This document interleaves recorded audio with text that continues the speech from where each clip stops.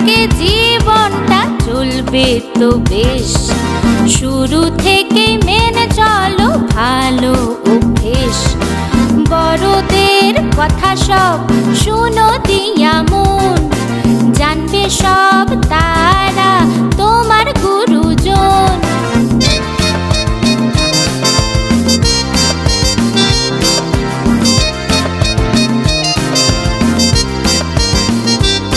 সূর্যি ওঠার আগে ঘুম থেকে ওঠো, হাত মুখ ধুয়ে নিয়ে মাঠে গিয়ে ছোট।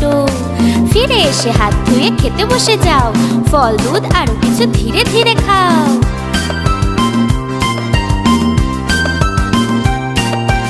ভালো করে কথা বলো সকলের সাথে, কটু কথা বললেই ব্যথা পাবে তাতে। স্কুলে গিয়ে মন দিয়ে পড়াশোনা করো,